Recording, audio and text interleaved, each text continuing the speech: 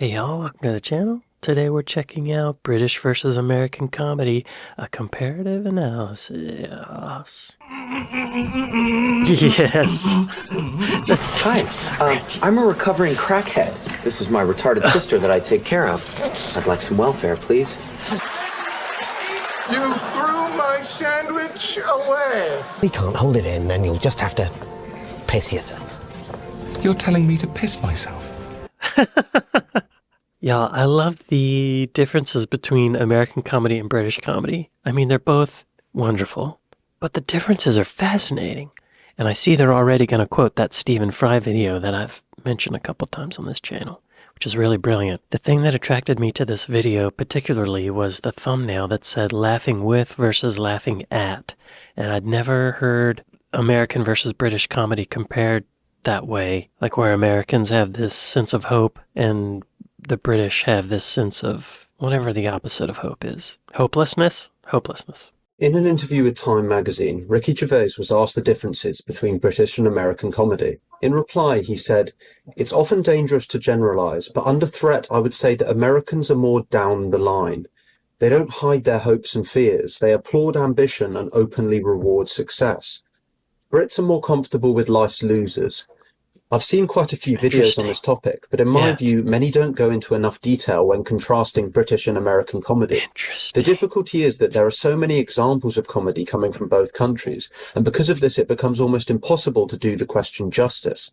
In this video, I will try to use as many examples of British and American TV shows to make my points." If you really can't hold it in, then you'll just have to piss yourself. Pissing yourself? It's not that simple. The floodgates are open. Wow, that escalated quick. I did not expect that. I did not expect him to just start doing it. I love that. A lot of UK comedy takes a dark and depressing tone. In the scene from Peep Show, Mark is questioning whether he really loves Sophie and wants to get out of the wedding, whereas Jeremy ends up pissing himself rather than give away their hiding spot. Scenes like this take an ironic view on the world and life itself, seeing our decisions as futile and portraying life as a sort of hopeless nightmare that we're all trapped in, and that we all stumble through in a pathetic and clueless manner. The scene from Friends, on the other hand, has a group of close friends playing a quiz about each other. Despite the funny answers, the tone is one of hope, of friendship and unity. There's a heartwarming aspect to the comedy, knowing that the laughs come from a group of friends whose bond is so close that they are able to play quizzes about each other for a bet. This builds on to the crucial difference between the way that we, as spectators, react to comedy from the different countries. I would argue the distinction between America and the UK is that in American comedy you laugh with the actors, whereas in British comedy you laugh at the actors. The Office UK and US provide a brilliant example of the difference between comedic style. I just have to stop and think about that for a minute. In American comedy you're laughing with them. In British comedy you're laughing at them. I definitely see that in the two scenes he just showed. I don't know if I can show them on YouTube. In those two scenes, I definitely see what he means. The Friends scene, we're laughing with them, sort of. Also about them, but it's more with them. But it is about them. We're laughing at them, but with them. Whereas the British one, yeah, he's the guy... We are laughing at him. We're not laughing. He's not laughing. I don't know if that can be applied to every American and every British comedy. But let's see where he goes with this. Let's keep going. This UK and US provide a brilliant example of the difference between comedic style.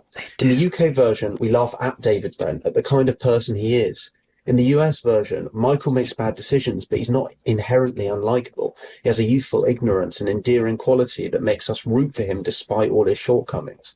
This builds onto a bigger point about the differences between American and British comic characters. So with this in mind, let's look at some of the traits of characters of UK comedy. Will from The Inbetweeners, a posh loser who despite being intelligent frequently embarrasses himself and fails at every teenage hurdle. Jay is a lying, exaggerating, insecure loser. Neil is likeable but exceptionally stupid, and Simon is pretentious, cringy, and tries too hard. Basil Fawlty is a man with anger management issues who runs a constantly failing hotel. Every plan seems to blow up in his face. Mark Corrigan is an insecure, self-loathing man in a dead-end job. Jez is a slacker, borderline drug addict who fails to ever do anything with his life. In Outnumbered, the entire family is dysfunctional and argumentative, failing to be able to perform any task, outing, or event without conflict and issues. Mr. Bean is an odd social outcast. Even in Blackadder, the sharp-talking Rowan Atkinson never rules the roost, always doing the dirty work for stupid leaders and having every cunning plan fail. Now, let's look at some of the characters of American comedy. Joey from Friends is a bit dim, but always gets the girl, is loved by his friends, and despite his poor acting skills, ultimately manages to become a soap opera star. Even a Friends character like Chandler, who starts out in a dead-end job, terrified of commitment and in a pit of self-loathing, ends the 10th season in an advertising position he loves, married to his best friend with a house in the suburbs and 2 adopted children. In Always Sunny in Philadelphia, Frank might be going completely mad, but he is a successful businessman with a never-ending flow of money. Dennis Reynolds is a psychopath, but he's also intelligent, has a decent apartment and life, and is good with women, albeit in a creepy way. Basically, every character in the US version of The Office has redeemable, lovable features, from wisecracking Jim to loyal Dwight, endearing Michael Scott to musically talented and wealthy Andy Bernard. True. The point here is that American comedy takes a hopeful view of the world and of people in general, seeing the good in characters despite their flaws. There's also a sense of growth in US comedies. People learn and change over time. British comedy inspires much more despair about the state of the world. Characters rarely change or grow any better. They are kept in a self-imposed stasis owing to their own shortcomings. Basil Fawlty never improves his hotel. Mark never meets the perfect woman. Will, Jay, Neil, and Simon never become cool or well-liked. And David Brent ends The Office by being fired from his job. This ties into a broader point about the difference in outlook between the US and the UK.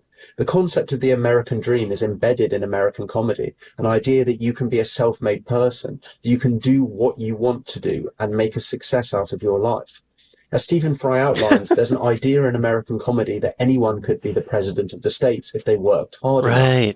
In the UK, however, there's far more skepticism about what we can achieve and how much we can really change. The characters in UK comedies never learn from their mistakes, and it's normally a misguided view about their ability to get a promotion, get the girl, improve their business, etc., that leads to their downfall. This leads to some very different content in the comedy that's produced. A lot of UK comedy relies on wordplay, specifically on insults. There, right? And do not move, or I will perform a fucking living fucking autopsy on you with a fucking rusty spade, and I'll have your kidneys for fucking cufflinks. That's true.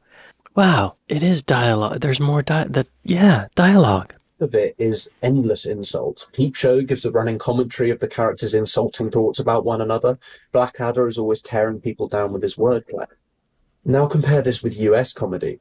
What you often find is that slapstick takes preference over wordplay, with characters doing funny or silly things such as falling over, dropping things, ruining something, etc.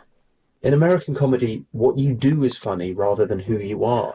I'm having a full circle moment with the differences in acting between American and British, because I feel like British actors are more steeped in Shakespeare, which is dialogue, theater, dialogue. In theater, dialogue is king. The writer is a stone you do not change. And British actors are more theater educated, whereas Americans are more film and TV, and that's more behavioral, usually. And their acting is more behavioral, and the sense of humor is more behavioral, slapstick, while the British humor is more dialogue. Yo, I'm getting closer to the singularity. Something's forming. I just need more caffeine. Something's forming. In UK comedy, it's your character itself that's at stake. The person you are is what is insulted, no matter who you are or what you do. A final point I want to briefly touch on is the difference between editing, music, and colour in US and UK comedy. Take the tone of the UK Office opening, dark and depressing with dreary music to match. Contrast this with the Office US opening, takes boring shots of Scranton but puts upbeat music over it. Examples of this are numerous throughout US and UK comedy. All US sitcoms are brightly lit and coloured to give a sense of optimism, whereas UK comedies normally have dull, grim colours that off-put their viewer. To finish, I want to return to the Ricky Gervais quote I started with. Americans don't hide their hopes, fears, ambitions, and reward the successes of their characters. In the UK, we take life's losers and laugh at them, despite their relatability. Often, UK comedy turns the mirror on its audience, and we laugh at ourselves.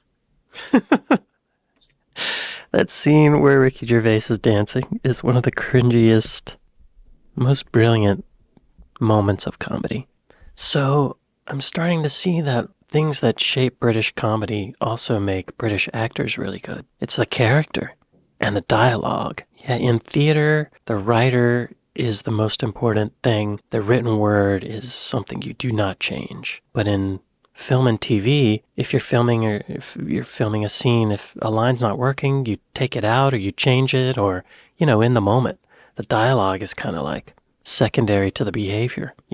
What's your action? What are you doing is more important than what you're saying. But with British actors, what they're doing comes from the dialogue, and it relates to the comedy style. Yo. One of these days, I'm going to have a singular quote to give you to characterize all of American versus British entertainment. Music, TV, film, theater. I'm getting close. Fascinating. Y'all go check out that Stephen Fry video.